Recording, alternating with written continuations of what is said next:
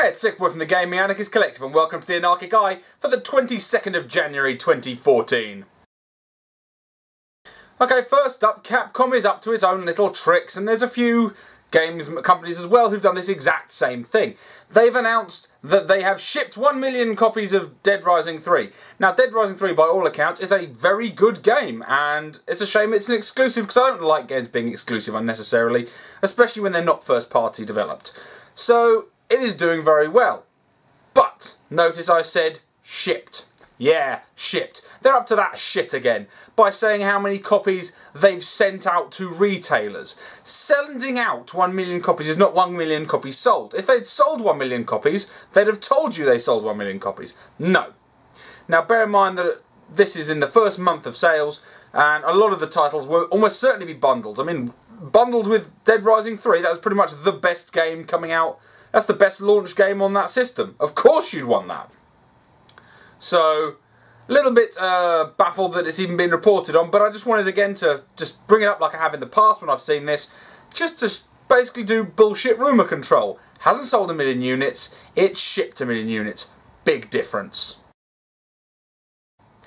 Okay, just to add to what I'm sure everyone is going to be calling endorsement gate. I fucking hate that, to be honest. But there we go, that's the general naming convention, isn't it? You just stick gate at the end of something and make it sound clever. Anyway, with regards to endorsement, it appears that EA have not only been at it, which is of course they have. Again, all of these things are pretty much, well, yeah, of course. It's now that these are all part of the public conscious. And I'm thinking of doing a follow-up video later on to explain more about this, because this is an interesting phenomenon. Anyway, so they've admitted that they did a account for Need for Speed, the recent Need for Speed game, and for Battlefield 4. And again, they said, do not disclose that this is an agreement.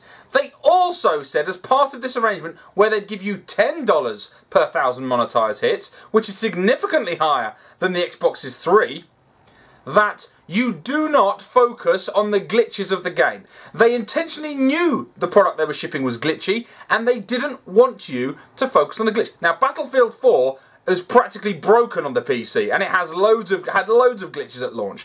That is some shady fucking bollocks.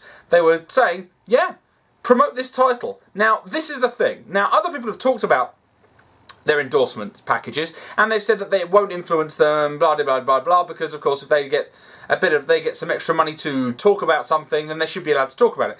And some people will have a certain degree of ethics. But if you sign up to this deal from EA, where they say, don't tell anyone that the game's buggy and full of fucking glitches, please, because then they won't buy it. Well, no shit, Sherlock. Maybe you should be putting your money rather into these kind of bullshit, shady promotions, maybe into spending a little bit more time paying your developers so you can have more resources to make your games less buggy. Well, if the concept of the Steam machine wasn't already dead in your mind, I think it is in mine now without the shadow of a fucking doubt. Alienware have come out and stated that and these are the high-end Steam machines, the Alienware ones are the very expensive ones. They've claimed a couple of things that will piss you the fuck off if you are a PC gamer, or in fact if you're any kind of tech-savvy individual, really. They've turned around and said, one, the machines are not upgradable. Right? Let that sink in, let you get pissed off at the thought of that. So they're sending out a PC, they're sending you a PC at PC prices that you cannot upgrade. Right?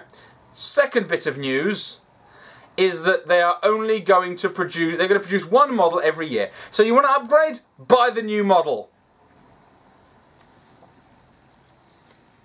You fucking joking, Dell? I mean, seriously, this is the way you're going to go about it.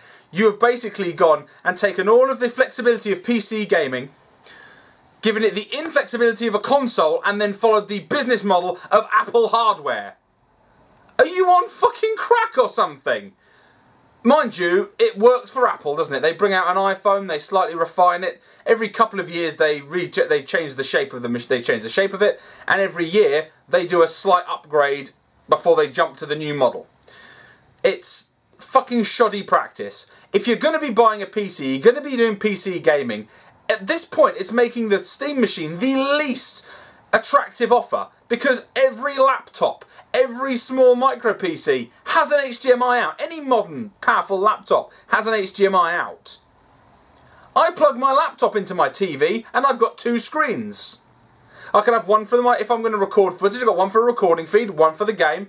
Have it on a nice big 42-inch LED screen. Looks fantastic.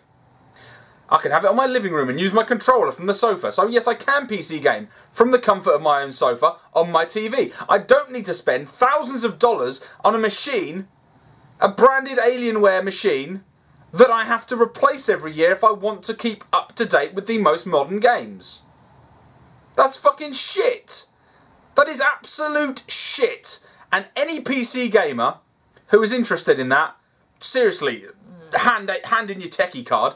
And any console gamers looking to move to this, buy a fucking decent laptop or a small PC that you can upgrade. You don't need something uber powerful. You don't need to buy these stupid fucking boxes. The only thing they have going for them is they run off the Linux system, which means that they can be more power allocated rather than in Windows. Well, Jesus Christ, you can do that your fucking self. Don't be tricked into this abject bollocks. Well, with their backs to the wall, Microsoft have done a good PR move. However, I think they've done it for the wrong reasons and fairly badly. However, I'm going to applaud them for this. They have come out and demanded that Machinima mark all of the promotion videos as advertisements. They've claimed they had no idea that it was so shifty looking. They had no idea. They didn't know. They didn't know that it wasn't being disclosed. They didn't deal with the details of the arrangement that Machinima made with their partners.